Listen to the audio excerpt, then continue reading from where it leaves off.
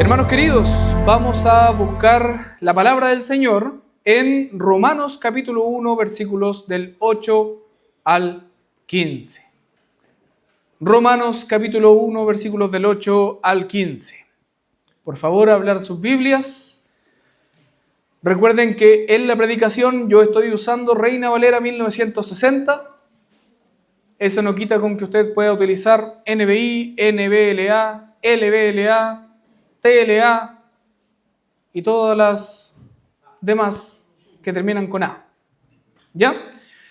Así que vamos a leer la palabra del Señor. Vamos a leer la palabra con reverencia, sabiendo que esta es una palabra inspirada. Es una palabra que se nos ha revelado a nosotros por amor a nosotros. Dice así la Escritura, síganme con la vista, por favor. Primeramente doy gracias a mi Dios mediante Jesucristo con respecto a todos vosotros, de que vuestra fe se divulga por todo el mundo. Porque testigo me es Dios, a quien sirvo en mi espíritu en el evangelio de su Hijo, de que sin cesar hago mención de vosotros siempre en mis oraciones, rogando que de alguna manera tenga al fin, por la voluntad de Dios, un próspero viaje para ir a vosotros, porque deseo veros, para comunicaros algún don espiritual, a fin de que seáis confirmados. Esto es, para ser mutuamente confortados por la fe que nos es común a vosotros y a mí. Pero no quiero, hermanos, que ignoréis que muchas veces me he propuesto ir a vosotros, pero hasta ahora he sido estorbado para tener también entre vosotros algún fruto, como entre los demás gentiles, a griegos y a no griegos, a sabios y a no sabios soy deudor. Así que en cuanto a mí, pronto estoy a anunciaros el Evangelio también a vosotros que estáis en Roma. Oremos a Dios. Padre Celestial, entregamos esta lectura del texto, pero también, Señor, entregamos este tiempo de predicación, no solamente para poder hablar su palabra conforme a su buena voluntad, sino que también mis hermanos puedan tener oídos atentos a lo que usted les quiere decir. Que sus corazones, Señor, puedan sentirlo y amarlo, que nuestras afecciones, Señor, sean cambiadas por usted y que nuestras manos puedan aplicarlo en la vida cotidiana. Bendíganos, Señor, se lo pedimos en el nombre de Cristo Jesús. Amén. La semana pasada, ¿cierto?, estudiamos el contenido y el propósito del Evangelio que Pablo predicaba. ¿Se acuerdan, cierto? ¿Se acuerdan de eso? Vimos que el Evangelio no era simplemente un conjunto de doctrinas, que el Evangelio no era un sistema moral. ¿Se acuerdan? Tampoco era una de las tantas filosofías que encontramos en el mundo, como muchos piensan, ¿no? El cristianismo es uno más de los tantos. Vimos que el Evangelio era Jesucristo mismo. Recuerden esto, el Evangelio era Jesucristo mismo. Aquel que fue prometido desde el principio, que vino en la carne,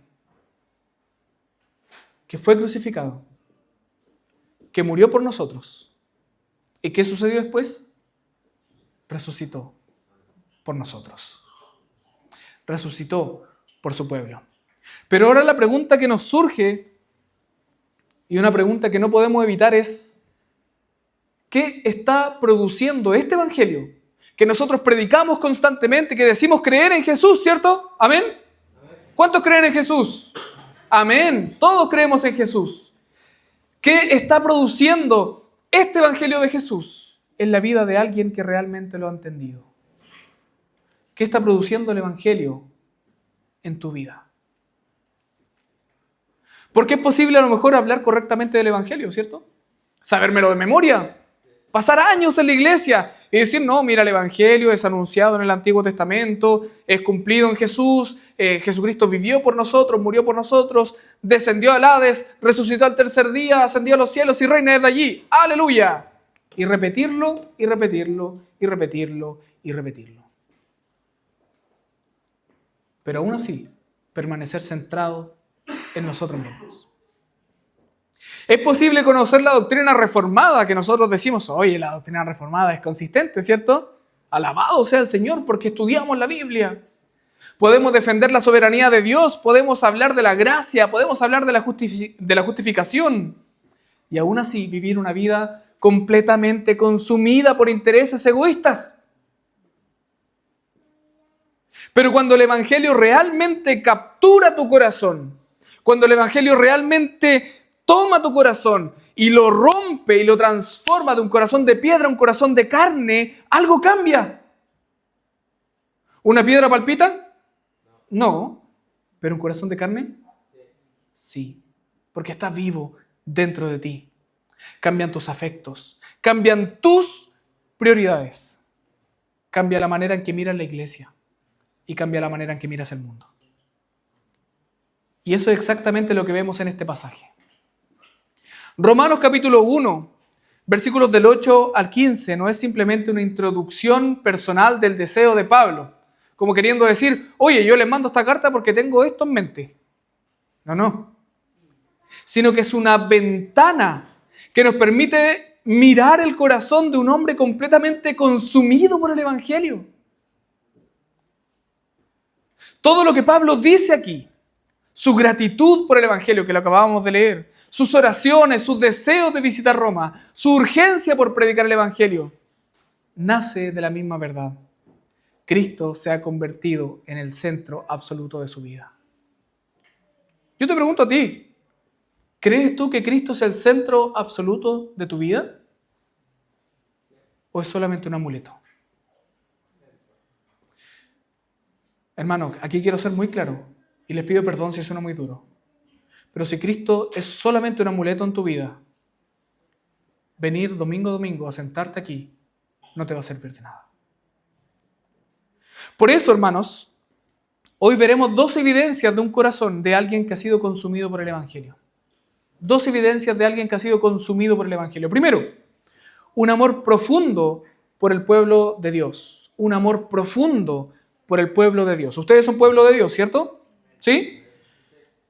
Y lo segundo, una urgencia profunda por anunciar el Evangelio al mundo. Un amor profundo por el pueblo de Dios, una urgencia profunda por anunciar el Evangelio de Dios o al mundo. Y bajo esta idea, el título de nuestro sermón el día de hoy es un corazón consumido por el Evangelio. Un corazón consumido por el Evangelio. Vamos directamente a nuestro primer punto. ¿Cómo comienza Pablo este texto? Dice, primeramente, doy gracias a mi Dios mediante Jesucristo con respecto a todos vosotros, de que su fe, no la fe del otro, su fe se divulga por todo el mundo. ¿Le van tomando el peso? La fe que ustedes tienen en sus corazones, que ustedes viven constantemente, se está divulgando. No dicen, oye, el hermano Danilo es así, ¿ah? ¿Han pensado en el hermano Danilo? Uy. Sino que dicen, oye, el hermano Danilo es impresionante. Su santidad es única. Su fe es única. ¿Se imaginan que alguien hable así de ustedes? Nosotros sabemos que Pablo no fundó la iglesia de Roma. Eso lo vimos la semana pasada. De hecho, Pablo nunca había estado en Roma. No conoce personalmente a la mayoría de los hermanos que estaban en Roma y aún así, él se alegra profundamente por ellos. ¿Les ha pasado esto? ¿Por alguien que no conocen y aún así se alegran por ellos? ¿Por qué? ¿Por qué pasa esto? Porque el Evangelio destruye el individualismo espiritual. El Evangelio destruye nuestro individualismo espiritual. Cuando Cristo salva a una persona, no solo te da una vida nueva, también la une a su pueblo. Recordemos que cómo nos llama la Biblia, cuando habla de la iglesia completa, nos habla del cuerpo de Cristo, del edificio de nuestro Señor. Por eso Pablo puede amar a creyentes que jamás ha visto cara a cara, porque pertenecen al mismo Señor. Si yo voy caminando en la noche, quiero ir a tomar agua y paso por al lado de un mueble y me pego en el dedo chico, ¿les duele? Todo el cuerpo se resiente y es como que me entra una vibración completa por todo el cuerpo. Hermanos, ellos son parte del cuerpo. Tú eres parte del cuerpo. Y si ellos se pegaron en el dedo chico, entonces todos nosotros nos dolemos con ellos. Eso es lo que quiere decir Pablo. Puede que no seamos de la misma ciudad. A lo mejor algunos son de Río Bueno, otros son de La Unión. Puede que a lo mejor seamos de distintos equipos de fútbol. ¿Cómo se llama el equipo de Osorno? Eso. Y otros que sean, no sé, del Vial. Puede que a lo mejor incluso seamos de distintas visiones políticas. Algunos de derecha, otros de izquierda, o inclinados a. Pero hermanos, aquí quiero ser claro, perdón. Dios nos salva incluso de esas divisiones absurdas. Dios nos salva incluso de esas divisiones absurdas. Noten algo importante. Cuando Pablo dice que se alegra, no se alegra por el prestigio de la iglesia de Roma. ¿Se dieron cuenta de eso? No menciona el tamaño de la iglesia, no menciona los recursos de la iglesia, no menciona la influencia que tiene la iglesia con la sociedad, sino que él da gracias por la fe que da testimonio de Cristo. Eso debe confrontarnos a nosotros profundamente. Muchas veces admiramos a las iglesias por los edificios que tienen.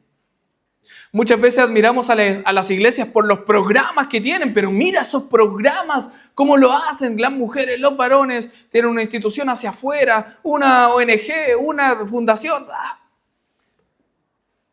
Admiramos a las iglesias por la música que tienen. Damos gracias porque tenemos hermosas voces, ¿cierto?, en nuestra congregación. Muchas veces miramos a las iglesias por los crecimientos explosivos que tienen. Pero Pablo celebra algo mucho más profundo. Pablo se alegra por la evidencia de que Cristo está obrando en ellos. Pablo no se alegra por, disculpando la expresión, por tonteras. Nos alegra por cosas que a lo mejor pueden ser de bendición para la iglesia, sí. Gracias, Señor, por el edificio, por la música, por las sillas, por el aire acondicionado. Gracias, Señor, por la cocina. Gracias, Señor, porque estamos haciendo un techito afuera. Gracias, Señor. Pero Pablo se alegra por lo que realmente importa, que es la evidencia de que Cristo está obrando en ellos. Y lo primero que hace Pablo no es simplemente decir, oye, pero que son bacanes los presbíteros, que son geniales los pastores, oye, pero los hermanos, sino que lo primero que hace es orar al Señor y agradecer, porque es Cristo obrando en ellos. Ora al Señor y agradece, no por el pastor Alex, no por el pastor Saúl, no por el presbítero Gerardo, no por el presbítero Rodrigo, no por el diácono Luis, sino porque Cristo obra a través de ellos. Pablo bien decía, uno plantó, el otro regó, pero ¿quién dio el crecimiento? El Señor. ¿Fue Saúl? ¿Fue Juanito Pérez? Fue Cristo Jesús. Por eso Pablo agradece a Dios y también intercede por ellos sin cesar, porque entiende que la iglesia no se sostiene por capacidades humanas. La iglesia no se sostiene por tu dinero. La iglesia no se sostiene porque vengas aquí a la iglesia domingo a domingo. La iglesia se sostiene simplemente porque Cristo mora en nosotros.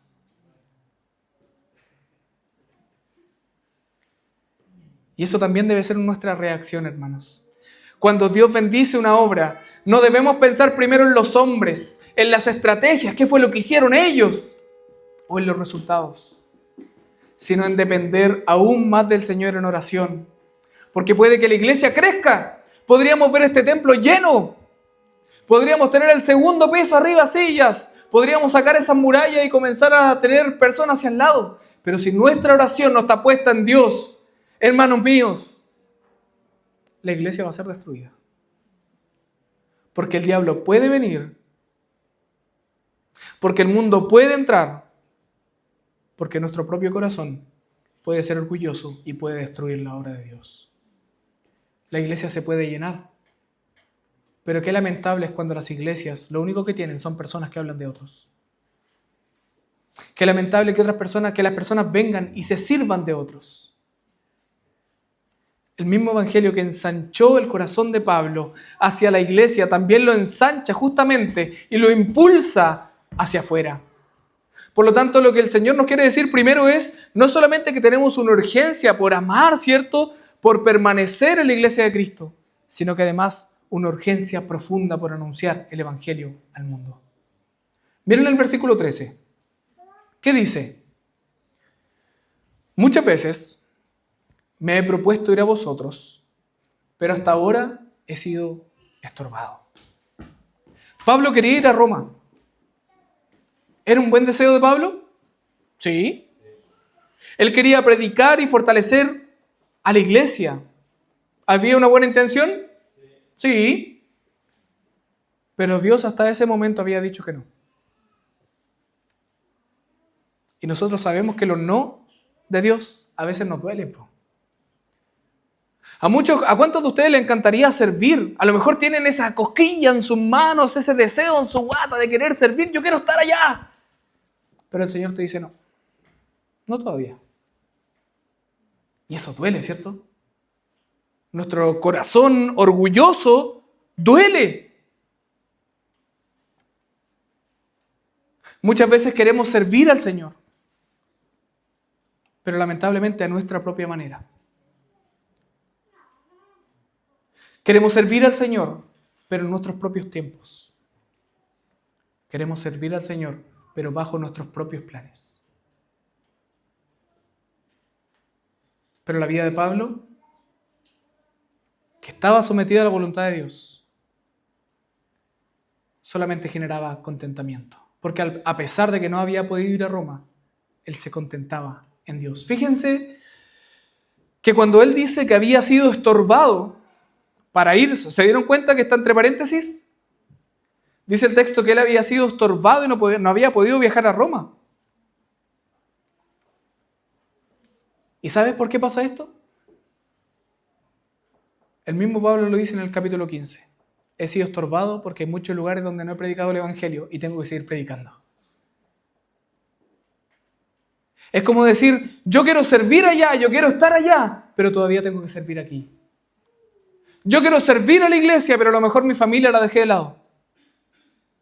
Yo quiero enseñar, pero a lo mejor mis hijos ni siquiera conocen el Evangelio. Hermanos, fíjense que aun cuando él dice que había sido estorbado, aún así Pablo no se detiene. ¿Por qué? Porque como dice el versículo 14, a griegos y a no griegos, a sabios y a no sabios, ¿qué dice después? Soy deudor. Pablo entiende que recibió una gracia que él no merecía. Cristo lo rescató cuando aún era enemigo de Dios. Y ahora siente la urgencia de anunciar ese mismo evangelio a otros. Por eso él dice que es deudor. No porque pueda deberle algo, a lo mejor pueda pagar la salvación, como a veces tenemos en nuestra cabeza, ¿cierto? No, es que yo sirvo al Señor porque yo le debo al Señor que me haya salvado. Sí, debemos al Señor. Pero nunca vas a poder pagar la deuda que Cristo pagó por ti en la cruz. La sangre ya fue derramada. Cristo ya te salvó. Y esa deuda, hermanos, incluía a todos, a griegos y a no griegos, como dice el texto, a sabios y a no sabios. Es decir, el Evangelio no pertenece a una cultura. El Evangelio no pertenece a una clase social. El Evangelio no pertenece a ciertos tipos de personas como algunos tenemos y pensamos en nuestras cabezas. Todos nosotros estábamos muertos en nuestros delitos y pecados y necesitamos al mismo Salvador. ¿Hay alguno aquí que se haya salvado por sus propios méritos? Nadie. Pero hay aquí muertos que han sido resucitados por Jesús. Amén. Todos necesitamos mirar y volver a mirar la cruz de Cristo, porque solamente mirando la cruz de Cristo voy a obtener lo que tanto anhela mi corazón. ¿Quieres paz? Mira a Cristo. ¿Quieres gozo? Mira a Cristo. ¿Quieres servir a la iglesia? Mira a Cristo. ¿Quieres servir a tu familia? Mira a Cristo. ¿Quieres ver el mundo transformado? Mira a Cristo. Míralo a Él. ¿Quieres ver algo en este mundo? ¿Quieres un ejemplo en esta vida? Mira a Jesús. Él murió por ti, no yo. No el pastor, no el presbítero, no tu hermano, no tu familia, no tu papá, no tu mamá, no tu amigo, nadie. Solo Cristo murió por ti. Y eso es suficiente. Hermanos, aquí hay algo hermoso porque finalmente Pablo llega a Roma. Si ustedes miran su Biblia, den vuelta la hoja hacia atrás y se van a encontrar con Hechos 28. ¿Qué pasa en Hechos 28? Pablo llega a Roma, pero ¿saben cómo llega? Encadenado y encarcelado. ¿El Señor cumplió sus planes? Sí. Él oraba para predicar el Evangelio. ¿Llegó a Roma? Sí. ¿Pero llegó como Pablo quería? No. Lo llevó encarcelado. ¿Conocen las cárceles romanas? O al menos tienen una idea de lo que eran las cárceles romanas antiguamente. Eran un cuadrado sucio donde tenías que hacer todas tus necesidades en el mismo lugar, tenías que comer en el mismo lugar y generalmente te ponían los pies quietos. Solamente podías mover tus manos. Qué asqueroso, qué desagradable y qué incómodo. ¿Pablo llegó a Roma? Sí, pero no como él esperaba. Porque muchas veces queremos que Dios cumpla nuestros planes, pero Dios está cumpliendo sus propósitos en tu vida. Y aún así, el versículo 15 dice, pronto estoy a anunciaros el Evangelio. O sea, lo que les acabo de decir fue un spoiler. Pablo sí llega a Roma, pero muchos años después. La disposición de Pablo no dependía de las circunstancias ideales, como nosotros esperamos, sino que dependía de Cristo. Y ese es justamente el corazón del pasaje, hermanos. Nadie anuncia verdaderamente a Cristo si primero no ha sido cautivado por Cristo. Nadie anuncia verdaderamente a Cristo si tú no has sido cautivado por Jesús. ¿Te gustaría predicar el Evangelio? ¿Te gustaría a lo mejor conocerlo teológicamente y hablarlo con denuedo y a lo mejor que todos te escuchen? Oye, genial si ese es tu deseo. Pero es imposible que lo puedas hacer si primero no conoces a Jesús y no eres cautivado por Jesús. Quien realmente atendió la gracia de Dios ya no puede vivir encerrado en sí mismo, hermanos.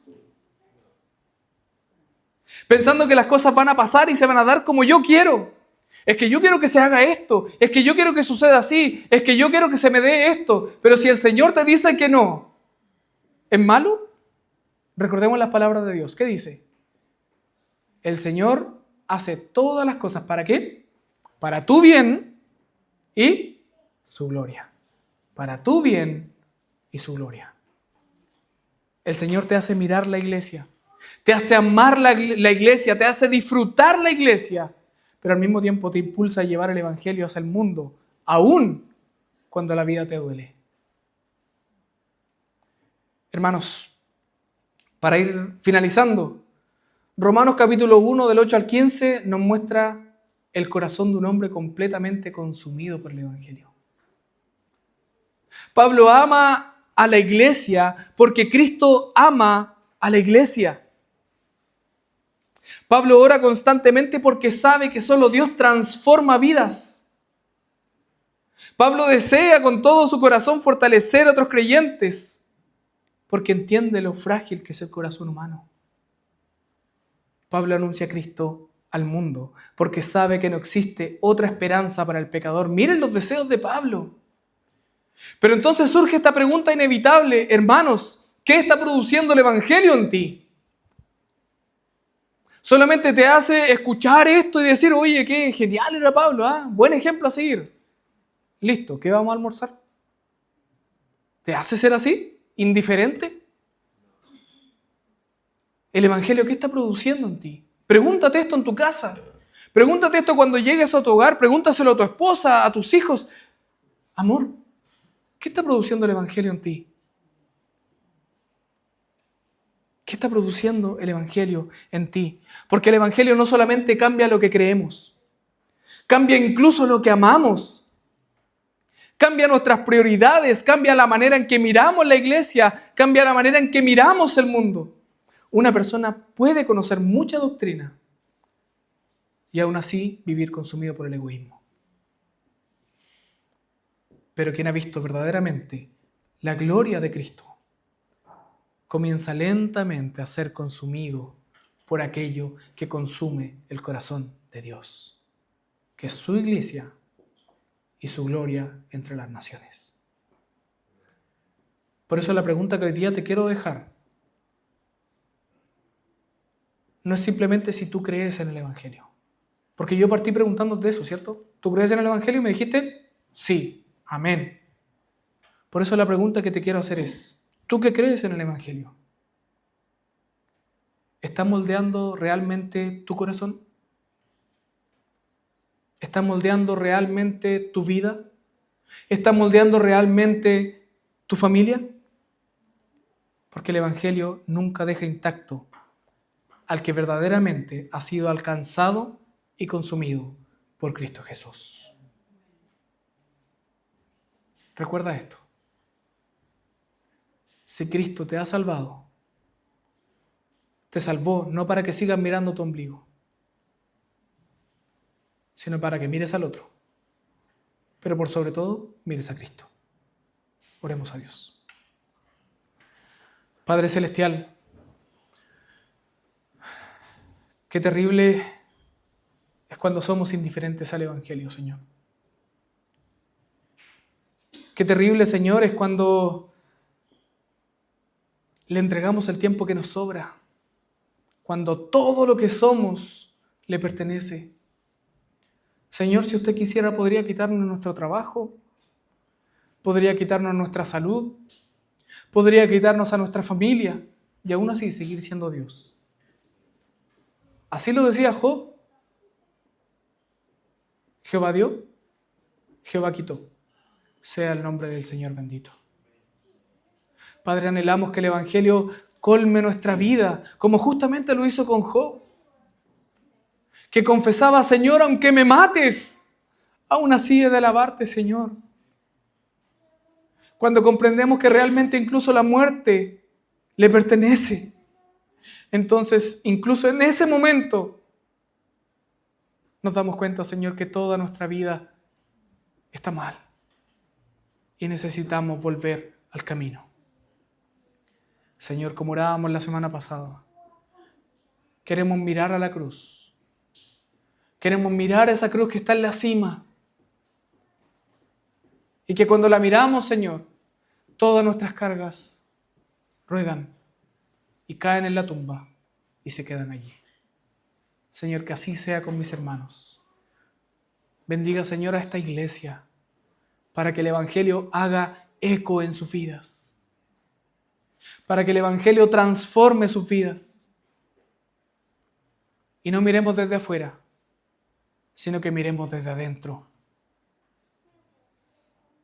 Señor, anhelamos que Cristo obre en nosotros. Llénenos de su Espíritu Santo, Señor. Nuevamente se lo pedimos. Llénenos de su Espíritu Santo para que vivamos y confesemos a aquel que vive y reina, en quien oramos en este momento, nuestro Señor Jesús. Amén. Amén.